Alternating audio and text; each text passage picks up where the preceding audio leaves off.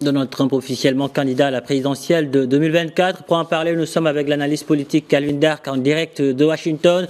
Bonjour et merci d'avoir accepté notre invitation. Bonjour.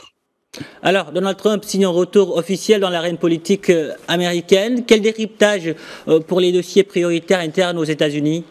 Bon, le discours de Donald Trump hier soir, c'était pas vraiment un discours pour gagner de soutien. C'était vraiment un avertissement pour revendiquer l'investiture du Parti républicain pour 2024. L'avertissement, c'était vers le gouverneur de Floride, Ron DeSantis, l'ancien vice-président Mike Pence, l'ancien secrétaire d'État Mike Pompeo et quelques autres. Alors ça, c'était l'objectif, mais on savait que le moment arrivait ici et c'est arrivé hier soir. Et que retenir exactement de l'intervention de Donald Trump? Il parle d'une vision pour l'avenir. Peut-il engranger de véritables soutiens, selon vous, avec le discours qu'il a tenu? Ça va être très difficile parce que hier soir, c'était pas un nouveau Trump. C'était le même Trump qu'on connaît depuis 5 ans surtout. Il n'a pas offert de vision, de plan. Il a beaucoup parlé de son mandat et il a parlé de son bilan de paix, de prospérité. Même pendant la pandémie COVID-19, il a dit qu'il a donné un gouvernement et un pays stable, prospère à Joe Biden. Et pendant 15 minutes, il a critiqué le bilan de Joe Biden, disant qu'il a tout perdu. Oui, c'est quand même un discours parsemé d'attaques contre Joe Biden. Oui, c'était un discours contre Joe Biden et ce qu'il n'a pas donné, c'était une vision. Et pour une campagne, bon, pour la base, sa base, ils vont suivre président Trump.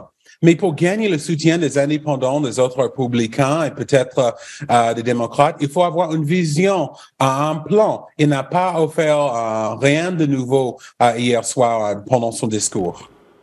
Donald Trump peut-il influer Joe Biden quant à sa décision de se représenter à la présidentielle de 2024? Oui, je crois qu'après les élections de mi-mandat, qui ont favorisé les démocrates. Maintenant, Biden il a un peu plus de confiance et aussi Biden est le seul démocrate qui a gagné contre Donald Trump. La chose, c'est que son âge, ce dimanche, il a 80 ans. Et il y a des démocrates et bon, les citoyens américains qui posent la question, est-ce qu'il peut être élu à 80 ans. Mais il faut un peu de contexte parce que Donald Trump, il a 76. Alors, c'est presque la même chose. Alors, qu'en serait-il de la politique étrangère des États-Unis si Donald Trump est de retour à la Maison-Blanche, notamment dans le contexte du conflit en Ukraine? Il a beaucoup parlé de respect pour les États-Unis. Il a dit que la communauté internationale, pendant son mandat, il avait gagné le soutien et respect de la communauté internationale. Que maintenant, Biden a perdu. Il n'a pas dit vraiment sur la situation en Ukraine et ça c'était vraiment intéressant parce qu'en même temps Biden donnait les déclarations sur ce qui se passe en Ukraine et il a cité les accords Abraham, un point fort de son bilan, mais comme j'ai dit, il n'a pas vraiment un plan, il n'a pas vraiment une vision pour sa politique étrangère, juste la même chose de Trump, de son premier mandat.